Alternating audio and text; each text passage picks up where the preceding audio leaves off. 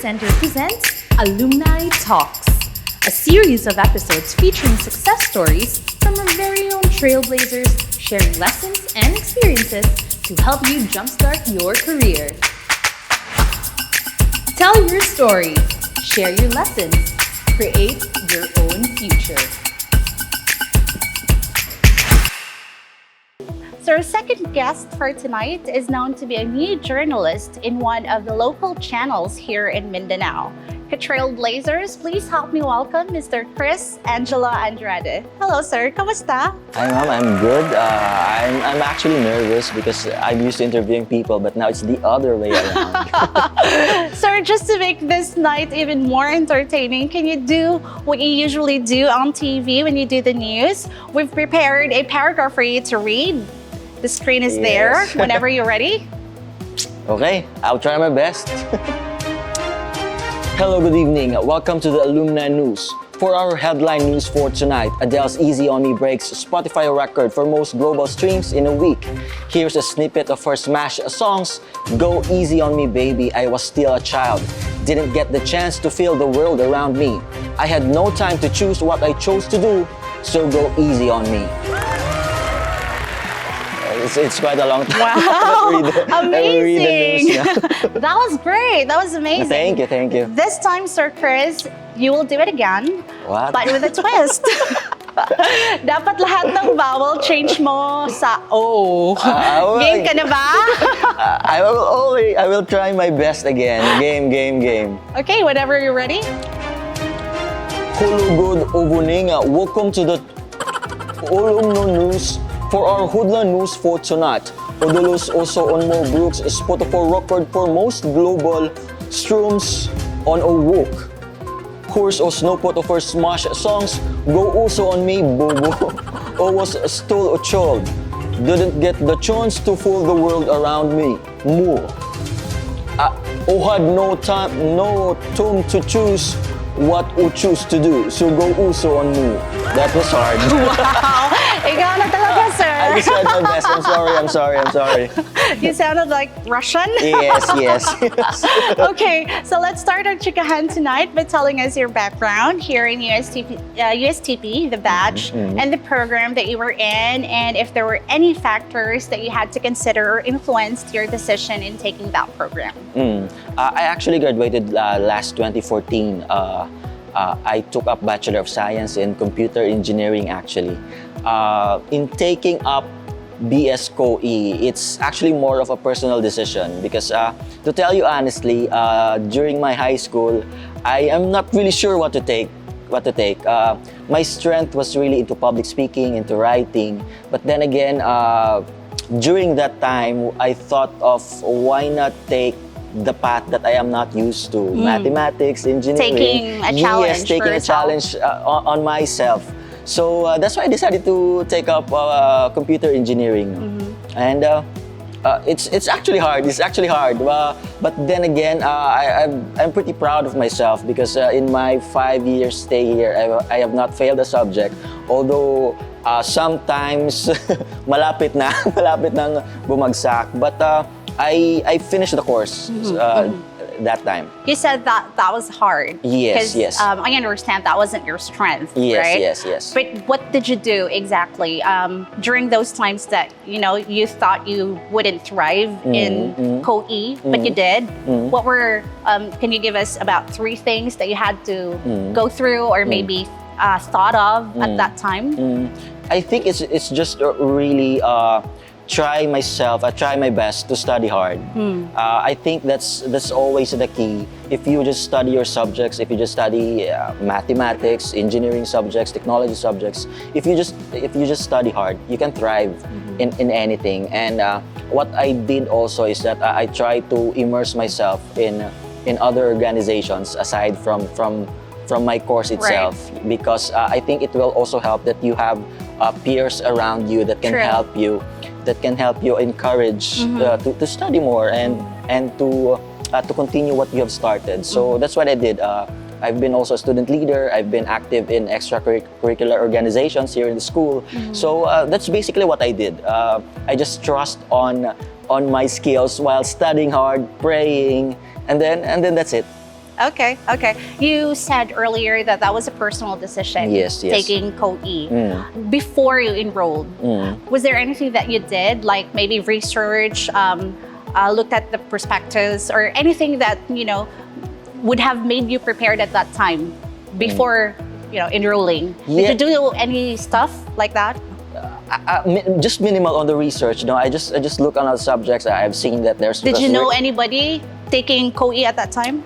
I have peers. I know in my school before in high school taking up Bachelor of Science in Computer Engineering. So maybe that's also one of the factors that I enrolled. And then maybe because when I was still in high school, it's one of the time that I joined a computer competition which I won. So maybe that's just one of the factors. Okay, I'll enroll in computer engineering. That's it. Okay. Can you walk us through your career experience? Where did you start working after graduating, and what you currently do? Actually, after graduating, I immediately worked as a journalist in ABS-CBN Northern Mindanao. A funny thing, I would just like to tell the story. Sure. There's a friend of mine from Technology Communication Management who told me that ABS-CBN is looking for a reporter, a male reporter. No? That's, I think, days before graduation in 2014. So, of course, if you are going to graduate, all of my classmates are thinking of where to work, what to do. Right. And then my mindset at that time is that whatever opportunities that may come my way, I will try. So when someone said that they're hiring, I just emailed my application, I emailed my resume, and then the rest is history. I did not really expect that they would hire me because I have no background in college about journalism or communications course. But then again, the rest is history. I passed the interview, I passed the exams, I passed the screen test. So, it's a very inspiring story. Yes. Thank you for sharing. The can-do attitude, right? Yes. Even if you did not have any background on, you know, the job that you were about to do at that time, but you just thought, I can do this, I will try. The can-do attitude, that's a major thing. Especially for alumni who would like to, you know, who are thinking of doing something that's out of their pathway or different, very different from their pathway. Yes. Can you say that the course, I know the answer to this, but I'd like to, you know, hear another take on this one. Can you say that the course that you graduated in college is aligned to your current profession? Engineering and journalism is really both different fields. No? True. But I would like to disagree on the notion that it's a sayang. My degree is sayang because I took up journalism. Because of course, there are lawyers who are journalists. True. There are engineers who are journalists. Agree. There are physics graduates who are famous journalists. So it's just like us as subject matter experts who delve into the world of journalism. Basically because we want to tell a story, we want to inspire people. True. And me with a background in engineering and technology, I have used that as a journalist in telling stories because I understand more on this kind of subjects. So maybe it's both different fields, but it's interconnected in the same way. True. Plus, you know, the program that you graduated in college, I think is, it's of course, a springboard, it's something that it's very technical, I understand, but it's not only technical when you go to work, right? There are other things, other skills that you can offer to the company, right? What was your mindset, sir, entering into the career field that is somehow outside of your pathway that you graduated in college? What was the mindset that you were in at that time? Just like my mindset when I enrolled in computer engineering, which is not my strength, my mindset is that I will just do my best to learn more about journalism, and I bank on my confidence, on my knowledge before, because in college it also helped because just like what I said, I'm into extracurricular activities. So I've been into debating, I've been into public speaking, and in high school I've been into journalism. So I bank onto that knowledge, and then I just nourish that when I entered, when I joined the journalism field. So that's what it is. Your mindset is that if you just work hard, you can really excel on what you do. When the pandemic started, how did someone like you in your career cope with the major transition? It's really hard, no? Just like to tell a story on how we gather stories during the pandemic. Please do, yeah. Because during the pandemic, because we are used to going around, we do field works, we talk to people personally. But during the pandemic, we have to adapt to new technologies. So we do interviews online via Zoom and all the other stuffs that we can, and then we gather our materials via online. So it's way different. But we adapted. We realized that we can still produce stories. We can still tell stories to people even if there's pandemic. So just utilizing the technologies that we have, anything really is possible. That was hard, but not impossible. Yes, right? yes, that's true. You stayed in your job as a journalist for 4 years. What were the contributing factors that made you decide to shift career direction and during a critical time at that? Actually, it's not intentional that I shifted career. It's because, as everyone knows, there's a retrenchment that happened in our company. So I have to find other jobs. I'm just lucky that during my actually more than 5 years of being a journalist, I have a network of people. So after that retrenchment, there are some who contacted me to join their team. So it's fortunate for me that I did not go through arduous task of job hunting by myself, because there are people who trusted my capacity, my potential during my field work, because I have this network of people around me. So fortunately, I found a job. Now I'm an information officer of a government agency based here in 𝐂𝐫𝐢𝐬. So I'm still in charge of press release and other image building activities of the agency now. Okay. I think that's also one thing that applicants or employees would think of, is that layoffs and furloughs, they're actually not impossible.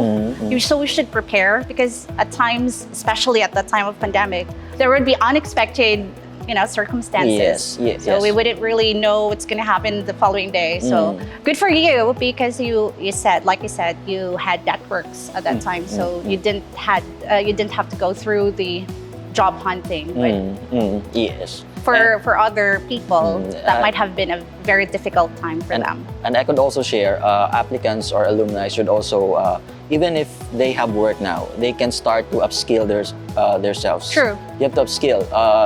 You can't stop from what you are now. You have to upskill yourself and prepare for whatever circumstances that may come, so that if that comes, you're prepared. True. Personal and career development. You found yourself valuable, and you will.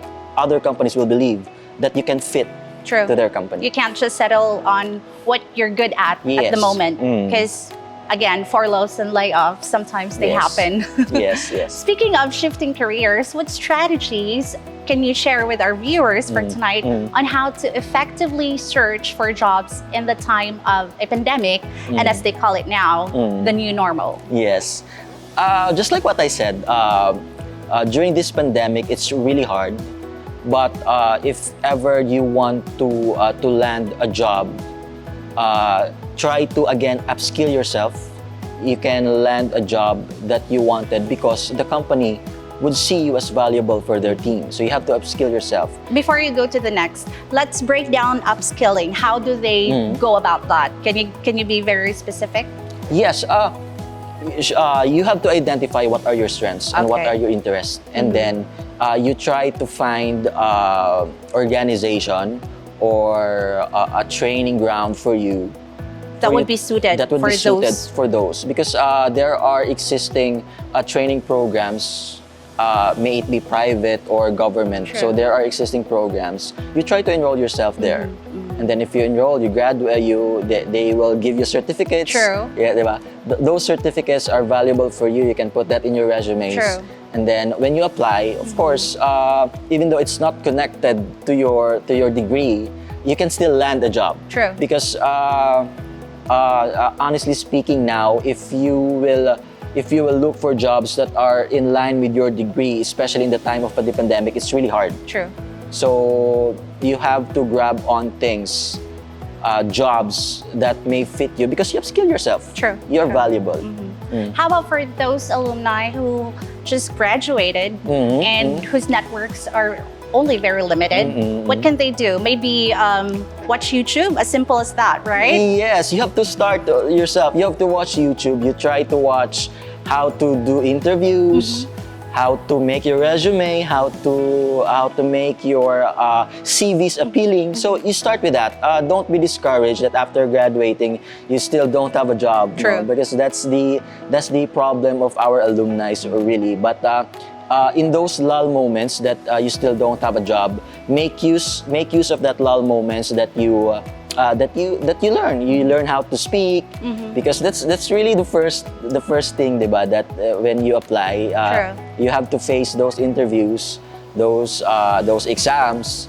So make use of that time. Don't be disheartened. One good idea, I think, is to attend virtual job fairs and networking events, right? Yes. Did you do that way back? Or now? Way back, not really, because just what I told you, before graduation, I already applied. Virtual job fairs, I have not joined that anymore. But I encourage them to do so. Any job fairs, may it be online or virtual, they have to join it. They have to try, because there are also companies who are looking for fresh graduates, so they have to try.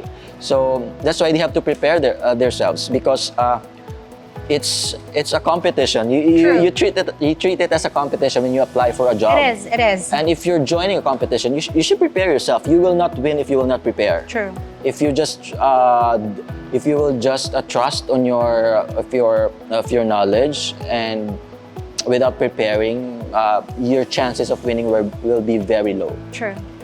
If you were given the chance to, or if you were given the choice to attend virtual job fairs before, I would do that. Would you have taken it? Definitely, I would do that, because of course, after graduation, that's what all of us are thinking. Where will we land a job? What will we do? So any opportunities, I would grab that. And so all of our alumni who are watching, I encourage them to do so. If they will not be successful in their first attempt, go to the third attempt, fourth attempt. Do not be really disheartened. Those interviews that you have gone through will also be your training ground. True. There, you will gain, apart from confidence, you will gain, strategies on how to answer interview questions, and how to, bring yourself up in terms of speaking to the interviewer. Yes, right? definitely. How many times have you had to apply for a job before you had this current job? My first job, it's only my first attempt now, but siguro now I have tried applying for 4 jobs already, and mind you, I've not been accepted to some of those jobs, so it's okay, it's fine. Right. It's really fine. There are times really that you will think that you are not good, but do not put that on your mindset. You are good.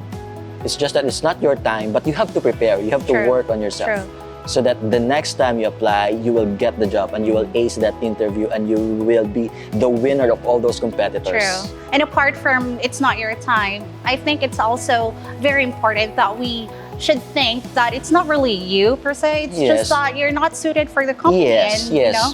There's other person, or there are other people that they think would be more suited for them. So maybe you just have to look further for the companies that will, fit you right in. Yes, it does not end there.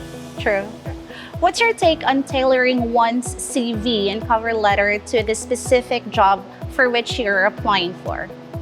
I think there are a lot of formats of CV that you can look for in the internet. No, you just find what's best suiting for you, and I'll just advise that a neat CV can also be good if you have a neat CV. Not neat that it has that is nothing on it. It's neat that it's properly arranged, everything, your past jobs, if there is, your accomplishments, if there is, your trainings and programs, it must be there, because companies will be looking for it if you have attended trainings, and if they see that you are trained for that job, If they see it, then you have a good chance of getting that job. My advice to them is really look for a good CV format in the internet that they can copy and put everything there that they think would land them the job. So it's also targeting what job do you want. True. So you have to adjust your CV if what job you wanted to land. True. So, It's not like one CV fits all. Yes. You have to adjust. You have to adjust. You have to like edit. Yes. Every company that you apply for, you have to do some editing because that would depend on the job post. Yes. In the job post, they will be posting the job requirements, the skills that they would be needing. So you as an applicant, you have to like edit your CV to make yourself suited for that job. So because I think that's a very big no-no for most of our applicants, especially the young ones today, because they just send one CV for all 10 companies that they're applying for without even looking if these things that they wrote on their CV are actually the things that this company, this specific company is looking for. So practically speaking, you're not going to be hired. You're not going to be even invited for an interview because they're not what you wrote is not relevant to the job post, right? Not really that you would lie on what you put in the CV, but you have to really adjust because there may be trainings that you have attended that fits for that job. True.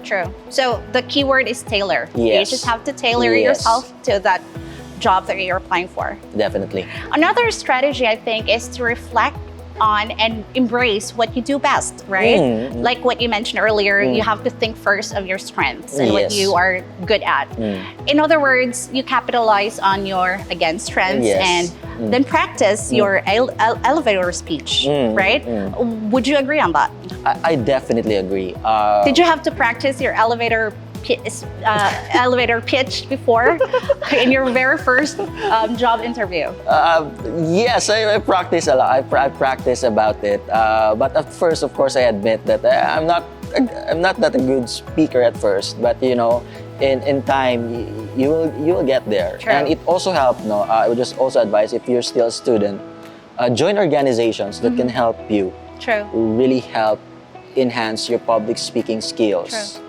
Because at the end of the day, you will need it. Right. Or if you don't join organizations, participate in oral recitations in your classes. Be active. Don't put yourself in a box. True. Because after graduation, trust me, you will need those skills for you to land a job. True. Especially for programs that are. Let's take, for example, the course that you graduated in college.